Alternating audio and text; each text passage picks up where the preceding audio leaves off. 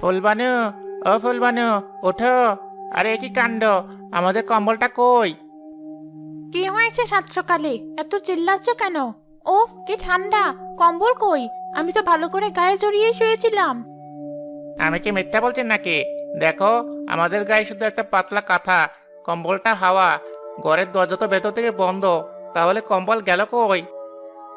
জানালাটা দেখো, জানালাটা হালকা খোলা মনে হচ্ছে। সর্বনাশ, চোর এসেছিল নাকি? তাই তো, কিন্তু চোর এলে তো ঘরের হাঁড়ি পাতিল, আমার জমানো কয়েকটা টাকা সব নিয়ে যেত। শুধু কম্বলটা কেন নেবে? এ কেমন চোর! আজ এর একটা বিহিত করতেই হবে। আমি মোড়ল সাহেবের কাছে যাচ্ছি।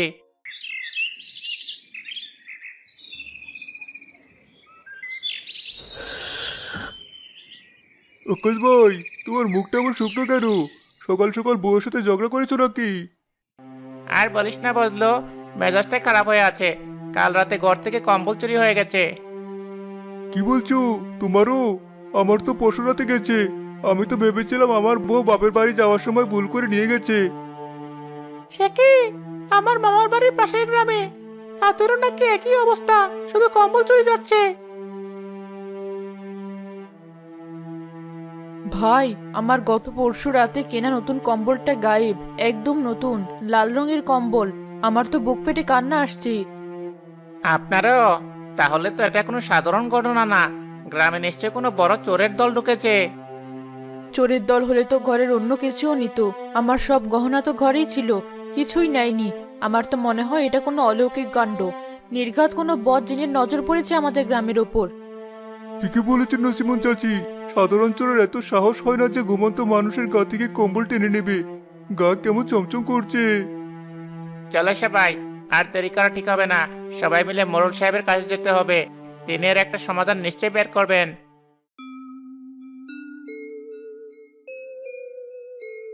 কে হয়েছে তোমাদের সবার? সকাল সকাল আমার বাড়িতে এভাবে দল বেঁধে এসেছো কেন? গ্রামে কি নতুন কোনো সমস্যা হয়েছে? পারুল সাহেব, সমস্যা তো বটেই, এবং এটা অনেক বড় সমস্যা। গত কয়েক রাত ধরে আমাদের গ্রাম থেকে কম্বল চুরি যাচ্ছে। কম্বল চুরি? এটা আবার কেমন কথা? তোমরা কি ঠিকমতো দরজা জানালা বন্ধ করে ঘুমাও না? খুব ভালো করে বন্ধ করি মোড়ল সাহেব। আমার ঘরের দরজা তো জীবনেও খোলা থাকে না। তাও আমার নতুন কম্বলটা গায়েব হয়ে গেল। চোর কি হাওয়ায় মিলিয়ে আসে? আমারও একই অবস্থা। এই নিয়ে গ্রামে প্রায় 7-8টা ঘর থেকে কম্বল চুরি হয়ে গেছে। শুধু কম্বলই নিচ্ছে, অন্য কিছুতে হাতও দিচ্ছে না। হুম, ঘটনাটা বেশ অদ্ভুত। চোরের কি গরম কাপড়ে খুব অভাব পড়েছে? কিন্তু তাই বলে ঘুমন্ত মানুষের গা থেকে? এটা তো সাহসের কথা। এটা সাহসের ব্যাপার না মোড়ল সাহেব, এটা অশরীরী কাণ্ড। আমি কাল রাতে ঘুমের ঘোরে কেমন একটা ঠান্ডা ছায়া দেখেছিলাম মনে হলো। ভয়ে তো আমার কথাই বন্ধ হয়ে গিয়েছিল। চুপ করো নসিমন, গ্রামে আতঙ্ক ছড়াবে না। ভূত প্রেত বলে কিছু নেই। নিশ্চয় এটা কোনো চালাক চোরের কাজ। ঠিক আছে, আমি দেখছি কি করা যায়। আজ রাত থেকে গ্রামে পাহারার ব্যবস্থা করা হবে। বজলু আর আক্কাস, তোমরা দুজন গ্রামের দক্ষিণ দিকটা পাহারা দেবে। আমি? এই ভুতুরে ঠান্ডার রাতে যদি চোরটা আমার উপরে হামলা করে বসে? মুরুল সাহেব, আমার ঘরে ছোট বাচ্চা। এই শীতে আমি বাইরে থাকতে পারবো না। আপনি অন্য কাউকে দেখুন। বাহ, যে কাজের কথা বললাম অমনি সবার অজুহাত শুরু হয়ে গেল। তাহলে চোর ধরবেটাকে? আমার একার পক্ষে কি পুরো গ্রাম পাহারা দেওয়া সম্ভব? মোড়ল সাহেব, আপনারা কেউ চিন্তা করবেন না। আজকের রাতটা আমি একা পাহারা দেব। না হাবু, তুই একা যাবি না বাবা। তোর যদি কোনো বিপদ হয়, তোর বাবার শরীরটাও ভালো না। তুই ছাড়া আমার আর কে আছে? মা, তুমি শুধু শুধু ভয় পাচ্ছ। আমার কিছু হবে না। আমি তো আর চোরের সাথে মারামারি করতে যাচ্ছি না। শুধু লুকিয়ে দেখবো কে এই কাজটা করে। আমার লাঠিটা তো সাথেই থাকবে। সাবাস বেটা, তোর মনে সাহস আছে দেখে ভালো লাগলো। যা, কিন্তু খুব সাবধানে থাকিস। আর মনে রাখিস, যে কোনো কিছু করার আগে ভালো করে ভাববি। হুট করে কোনো সিদ্ধান্ত নিবি না। ঠিক আছে হাবু, তাহলে তোর উপরে আজ রাতের দায়িত্ব। দেখা যাক এই কম্বল চোরের রহস্য তুই ভেদ করতে পারিস কিনা। আজের একটা শেষ দেখে ছাড়বো।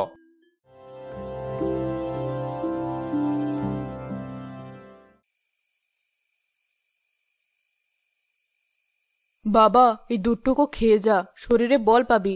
বাইরে যা ঠান্ডা পড়েছে, তাতে হাড় পর্যন্ত জমে যাবে। তুমি এত চিন্তা করো না তো মা, আমি তো শীতে জমে যাওয়ার জন্য যাচ্ছি না। চোরটাকে আজ ধরতেই হবে। গ্রামের সবাই খুব ভয়ে আছে। ভয় তো আমারও করছে বাবা, মনটা কেমন কু ডাকছে। তুই সাবধানে থাকিস, একটু পর পর আমাকে এসে খবর দিয়ে যাস। আমি সারা রাত তোর জন্য দোয়া দরুদ পড়ব। আচ্ছা মা, আচ্ছা, তুমি এবার শুয়ে পড়ো, আমি সব সামলে নেব।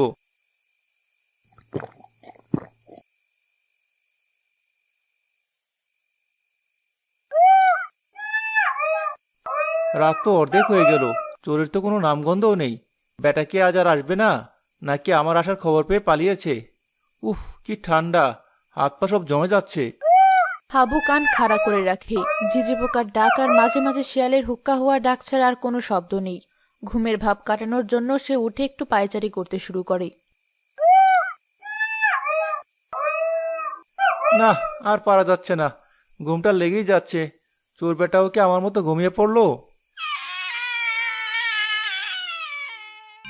ওই তো শব্দটা ওদিক থেকে এলো, তাহলে শিকার আজ এদিকেই এসেছে।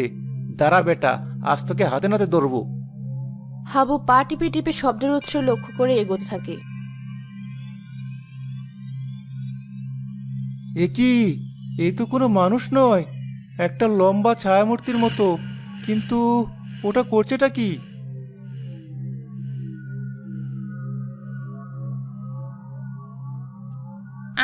পেয়েছি, কি আরাম, ঠান্ডাটা একটু কমলো।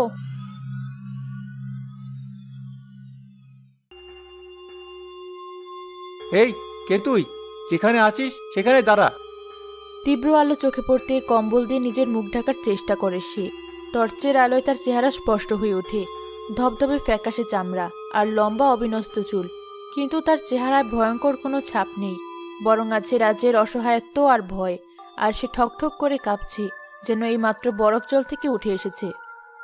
না না, আমায় ধরো না, আমি আমি কোনো ক্ষতি করিনি, ছেড়ে দাও আমায়। ক্ষতি করিসনি মানে? এই যে হাতে কম্বল, 3 দিন ধরে গ্রামের মানুষের ঘুম হারাম করে দিয়েছিস তুই, তাই না? কেন করেছিস এসব? আমি চুরি করতে চাইনি, কিন্তু ঠান্ডা, এই শীতকালটা আমি একটুও সহ্য করতে পারি না। আমার মনে হয় আমার রক্ত চলাচল বন্ধ হয়ে যাচ্ছে, আমার খুব কষ্ট হয়। হাবু লক্ষ্য করে মূর্তিটার পরনে শুধু একটা জীর্ণ পাতলা কাপড়। এই হাড় কাঁপানোর শীতে যা থাকা আর না থাকা সমান। কে তুই? দেখতে তো মানুষের মতো না, আবার জিনভূতের মতো ভয়ঙ্করও তো লাগছে না। সত্যি করে বল, তুই কে? আমি এই গ্রামের পাশের বটগাছে থাকি। মানুষরা আমায় শাকচুন্নি বলে ভয় পায়, কাছে আসে না, কিন্তু আমি কোনোদিন কারো ক্ষতি করিনি। শুধু এই শীতটা এলে আমার বড্ড কষ্ট হয়। একটা গরম কাপড়ের জন্য, একটু উষ্ণতার জন্য আমি। আরে, আমি তো ভেবেছিলাম না জানি কত ভয়ঙ্কর ডাকাত হবে। তুই তো শাকচুন্নি না, তুই তো দেখছি ঠান্ডায় কাবু হওয়া এক কম্বল পাগল চুন্নি। তুমি আমায় গালি দিলে না, ভয় পেয়ে পালিয়ে গেলে না। ভয় পাবো কেন? যে নিজেই শীতে মরে যাচ্ছে তাকে আবার কিসের ভয়? তোর কষ্টটা আমি বুঝতে পারছি। শোন, আপাতত এই কম্বলটা তুই রাখ, কিন্তু কথা দে আর কোনোদিনও কারো ঘর থেকে এভাবে কিছু নিবি না। সত্যি বলছো? তোমরা আমাকে মারবে না, গ্রাম থেকে তাড়িয়ে দেবে না? আরে না, আমি কাল সকালে গ্রামের সবাইকে ব্যাপারটা বুঝিয়ে বলবো। আমার বিশ্বাস ওরা তোর কষ্টটা বুঝবে। তুই এখন যা, আর শোন, কাল সন্ধ্যায় এই বটগাছের নিচে আসিস, তোর জন্য একটা ব্যবস্থা আমি করবই।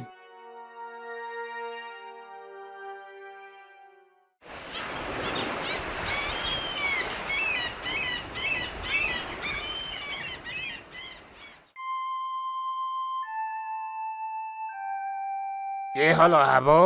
এত নাটক না করে তাড়াতাড়ি বল, ধরেছিস সেই চোরকে? কোথায় সে? বেঁধে রেখেছিস? মোড়ল সাহেব, চোরকে আমি ধরেছিলাম, কিন্তু তাকে বেঁধে রাখা সম্ভব ছিল না। কেন কেন? সে কি খুব শক্তিশালী, নাকি জাদু টাদু জানে? আমি তো আগেই বলেছিলাম এটা কোনো মানুষের কাজ নয়, নির্ঘাত জিন। কি ভয়ঙ্কর দেখতে ছিল, তাই না হাবু? শিং ছিল মাথায়? না নসিমন চাচি, তার মাথায় কোনো শিং ছিল না, সে আসলে একটা শাকচুন্নি। বলিস কে হাবু? তুই ওটার সামনে একা দাঁড়িয়েছিলি? তোর তো বুকের পাটা আছে বলতে হবে, ওটা তোর কোনো ক্ষতি করেনি তো? আরে না, ও বেচারি আমাদের কি ক্ষতি করবে? ও তো নিজেই শীতে ঠকঠক করে কাঁপছিল, ঠান্ডায় তার কথা বলার শক্তি পর্যন্ত ছিল না, গায়ে একটা ছেঁড়া কাপড় ছাড়ার কিছুই নেই। তাই সে শুধু একটু উষ্ণতার জন্য, একটু বাঁচার জন্য মানুষের ঘর থেকে কম্বল নিচ্ছিল। এ তো ভারী আশ্চর্যের কথা। ভূত পেত তো আবার শীতে কাঁপে নাকি? এ কেমন বিচার? কেন কাঁপবে না? সৃষ্টিকর্তার প্রতিটি জীবেরই অনুভূতি আছে। সে আত্মা হতে পারে, কিন্তু তার কষ্ট পাওয়ার অনুভূতিটা তো সত্যি। আহারে, বেচারি না জানি কত যুগ ধরে এই শীতে কষ্ট পাচ্ছে। হুম, হাবুর কথা যদি সত্যি হয় তাহলে ঘটনাটা খুবই জটিল। ওকে তো আর গ্রামে থাকতে দেওয়া যায় না, তাতে গ্রামের মানুষের ভয় কাটবে না। আবার ওর অবস্থাও তো মানবিক দিক দিয়ে ভাবার মতো। ওকে পুড়িয়ে দিন মোড়ল সাহেব, নয়তো ওকে গ্রাম থেকে চিরদিনের মতো তাড়িয়ে দিন। গ্রামে ভূত পেতনি থাকলে অমঙ্গল হবে, ছেলেমেয়েরা ভয়ে বাইরে বের হতে পারবে না। নসিমন, তুমি একজন মা হয়ে এ কথা বলছো? একবার ভাবো তো, যদি তোমার কোনো সন্তান এই শীতে একটা গরম কাপড়ের অভাবে কষ্ট পেত, তোমার কেমন লাগতো? সে তো কারো গায়ে আঁচড় পর্যন্ত দেয়নি, শুধু নিজের প্রাণটা বাঁচানোর চেষ্টা করেছে। আমরা মানুষ হয়ে যদি একটা অসহায় জীবের কষ্ট না বুঝি, তাহলে আমাদের মনুষ্যত্ব কোথায় থাকলো? জামিলা একদম খাঁটি কথা বলেছে। রাগ, ভয় বা ঘৃণা দিয়ে কোনো সমস্যার সমাধান হয় না। মায়া আর মমতা দিয়ে পৃথিবীকে সুন্দর করতে হয়। সে আমাদের কাছে আসেনি, আমরাও তার কাছে যাব না, কিন্তু দূর থেকে তার জন্য কি আমরা একটু সাহায্যের হাত বাড়িয়ে দিতে পারি না? মা আর হালিমা দাদি ঠিকই বলেছেন। আমার মাথায় একটা বুদ্ধি এসেছে। আমরা যদি সবাই মিলে আমাদের ঘর থেকে পুরনো অব্যবহৃত গরম কাপড়, কাঁথা বা চাদর দিই, তাহলে সেটা দিয়ে ওর জন্য একটা বড় আর মোটা কম্বল বানিয়ে দেওয়া যেতে পারে। হাবু ঠিকই বলেছে, আমার ঘরে একটা পুরনো চাদর আছে, আমি সেটা দিয়ে দেব। আমারও একটা পুরনো কাঁথা আছে, খুব একটা ভালো না, তবে কাজে লেগে যাবে হয়তো। তোমরা সবাই যা ভালো বোঝো, গ্রামের মঙ্গলের জন্যই যখন বলছো, তখন আমার আর কোনো আপত্তি নেই। হাবু, তোর মা আর হালিমা যা বলছে তাই কর। এই সমাধানের দায়িত্ব আমি তোকেই দিলাম। গ্রামের সবাই এই মানবিক প্রস্তাবে অবশেষে রাজি হয়ে যায়।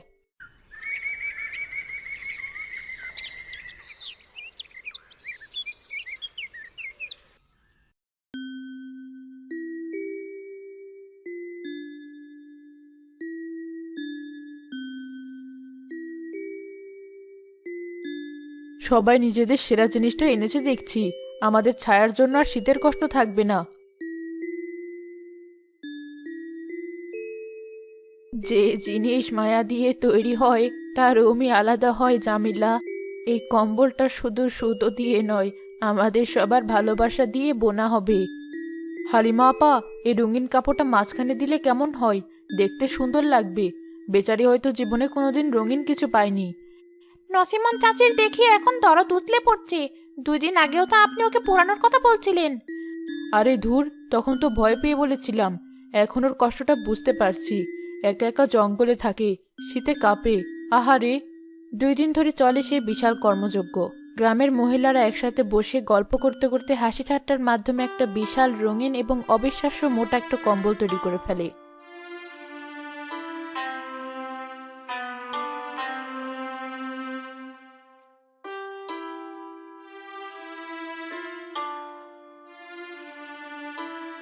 যাক, কাজটা শেষ হলো। সত্যি বলছি হাবু, এই কম্বলটা দেখে আমার নিজেরই গায়ে দিতে ইচ্ছে করছে। কি গরম হবে এটা! আমাদের গ্রামের মানুষগুলোর মনটা কিন্তু খুব ভালো, তাই না? দেখ কেমন সবাই মিলে একটা ভূতের জন্য এত কিছু করলো। এই কম্বল পাগল চুন্নি, যদি আমার কথা শুনতে পাস তাহলে শুনে রাখ, এই কম্বলটা তোর জন্য। গ্রামের সবাই মিলে এটা বানিয়েছে। এটা তোর জন্য উপহার। এটা নিয়ে যা, আর কোনোদিনও কারো করে চুরির কথা ভাবিসও না। 3 জন সেখান থেকে ফিরে আসে। পুরো গ্রাম সেদিনে এক অদ্ভুত উত্তেজনায় রাত কাটায়।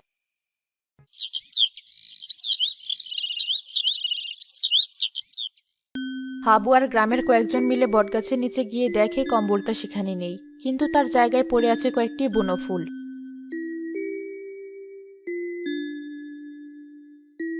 ওর ধন্যবাদ জানিয়ে গেছে।